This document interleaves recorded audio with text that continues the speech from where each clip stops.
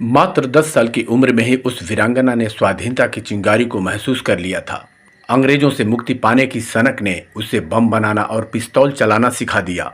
इतने कम उम्र में उनकी शादी भगवती चरण बोहरा से हो गई, लेकिन तब तक अंग्रेजों के खिलाफ उनके मन में चिंगारी जल उठी थी।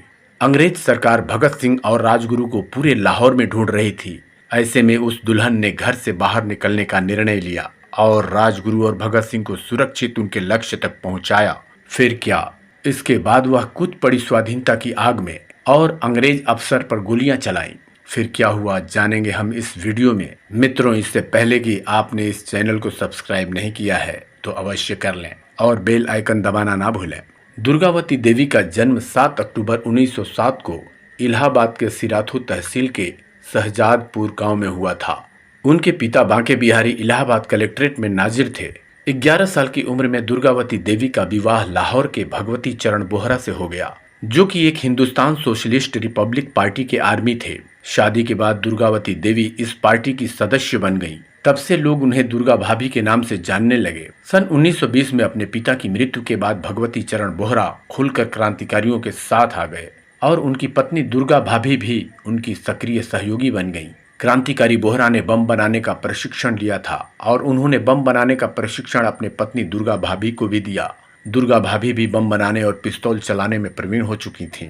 एक बार क्रांतिकारी बोहरा ने बम परीक्षण का निर्णय लिया, लेकिन दुर्भाग्य से परीक्षण से पहले ही बम विस्फोट हो गया, जिसमें बोहरा और उनके कुछ साथी शहीद हो गए। दुर्गा भाभी विधवा हो गईं, लेकिन पति के जाने के बाद भी वह कमजोर नहीं पड़ी, बल्कि दोगुनी शक्ति के साथ क्रांति में सक्रिय बनी रही। भगत सिंह दुर्गा भाभी का बड़ा सम्मान करते थे। उस दौर में अंग्रेज पुलिस अधिकारी सैंडर्स के आदेश से लाला लाजपत राय पर लाठियां बरसाई गईं, जिसके कारण उनकी मौत हो गई। लाला लाजपत राय की मौत का बदला लेने के लिए दुर्गा भाभी ने भगत सिंह, सुखदेव, राजगुरु, चंद्रशेखर आजाद और जय गोपाल का ग्रुप बनाया। 17 दिसंबर 1928 को पुलिस अधिकारी सैंडर्स को मारकर लाला लाजपत राय की मौत का बदला ले लिया गया। हत्या के आरोप में अंग्रेज सरकार भगत सिंह और राजगुरु को पूरे लाहौर में ढूंढ रही थी। कैसे भी 2 दिनों तक इधर उधर घूमने के बाद वहां से बाहर निकालने के लिए योजना बनाई गई, जिसके लिए दुर्गा भाभी की मदद की जरूरत पड़ी थी। अंग्रेजों से अपनी पहचान छुपाने के लिए भगत सिंह ने अपनी दाढ़ी मुड़ा ली थी और सर पर पग की जगह अंग्रेजी हैट पहन लिया था। जब भाभी के पास दोनों पहुंचे थे, तब पहले तो भाभी ने उन्हें नहीं पहचाना, लेकिन उनकी आवाज से पहचान गई। तब भगत सिंह को विश्वास हो गया कि जब भाभी नहीं पहचान पाई तो अंग्रेज क्या पहचानेंगे। अगले ही दिन यानी 20 तारीख को उन्होंने लाहौर से कोलकाता जाने वाली ट्रेन के लिए 3 टिकट लिए। दुर्गा भाभी के पास एक बच्चा भी था। दुर्गा भाभी भगत सिंह की पत्नी बन गईं और राजगुरु नौकर बन गए। ट्रेन में बैठने के बाद अंग्रेज पुलिस चारों ओर भगत सिंह और राजगुरु को तलाश रही थी, लेकिन पहचानने में असफल रही। इस प्रकार भगत सिंह सुरक्षित कोलकाता चले आए। योजना के अनुसार राजगुरु लखनऊ पहुंचकर दूसरी ट्रेन से बनारस चले गए।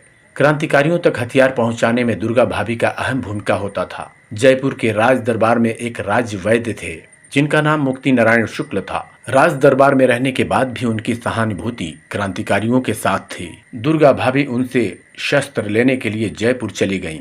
घने जंगलों में उन्हें शस्त्र सौंप दिए गए, लेकिन शस्त्रों को कैसे लेकर जाएं, उन्हें सूझ नहीं रहा था। तब वैद्य जी ने सलाह दी कि दुर्गा भाभी शस्त्रों को अपने शरीर पर बांध लें और ऊपर से ढीली ढाली मारवाड़ी वेशभूषा धारण कर लें। इस प्रकार दुर्गा भाभी शस्त्रों को क्रांतिकारियों तक पहुंचाने में सफल हुई। 8 अप्रैल 1929 को भगत सिंह ने बटुकेश्वर दत्त के साथ मिलकर केंद्रीय असेंबली में बम फेंकने के बाद अपनी स्वेच्छा से गिरफ्तारी करा ली। भगत सिंह के इस प्रकार गिरफ्तार होने से चंद्रशेखर आजाद ने सोचा कि अंग्रेज सरकार यह न समझ बैठे कि क्रांति की ज्वाला शांत हो गई, इसलिए दुर्गा भाभी के साथ मिलकर एक्शन करने की योजना बनाई जा रही थी। तभी लाहौर षड्यंत्र केस में 7 अक्टूबर 1930 को भगत सिंह, सुखदेव और राजगुरु को फांसी की सजा सुना दी गई। इस फैसले से नाराज दुर्गा भाभी उत्तेजित हो गईं और उन्होंने जल्द से जल्द अगली गतिविधि को अंजाम देने का फैसला किया। 9 अक्टूबर को अपने साथियों के साथ मिलकर दुर्गा भाभी ने गवर्नर हैली पर बेधड़क गोलियां चला दी। दुर्भाग्यवश गलतफहमी में सार्जेंट टेलर और उनकी पत्नी मारे गए।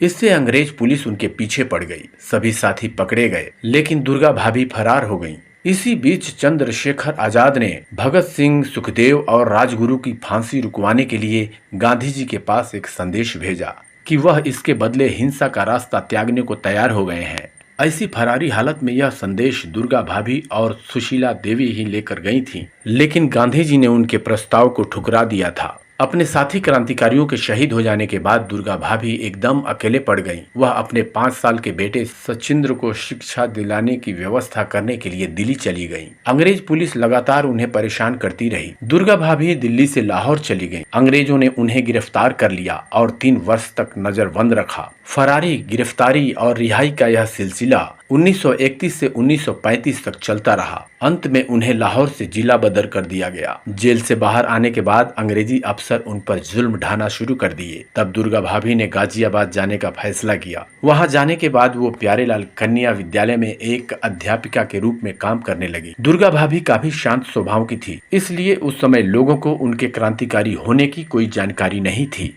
इसके बाद दुर्गा भाभी ने साल 1940 में लखनऊ में एक मॉन्टेसरी स्कूल की स्थापना की। बस यहीं से वह धीरे धीरे गुमनाम की अंधेरी दुनिया में जाने लगी। अंतिम समय में वह वापस गाजियाबाद आ गई और सेक्टर 2 राजनगर में रहने लगी। देश की आजादी के बाद सन 1956 में भारत के प्रधानमंत्री जवाहरलाल नेहरू ने उनकी सहायता के लिए उन्हें प्रस्ताव भेजा, लेकिन नेहरू के इस मदद प्रस्ताव को दुर्गा भाभी ने मना कर दिया। दोस्तों, क्या आजाद भारत में आजादी के लिए अपनी महत्वपूर्ण भूमिका निभाने वाली दुर्गा भाभी को वीरांगनाओं में सही जगह दी गई है? खैर, विचार अपने अपने। 14 अक्टूबर 1999 को दुर्गा भाभी ने अंतिम सांस ली। दोस्तों, ऐसे में आपके विचार अवश्य बताएं। धन्यवाद।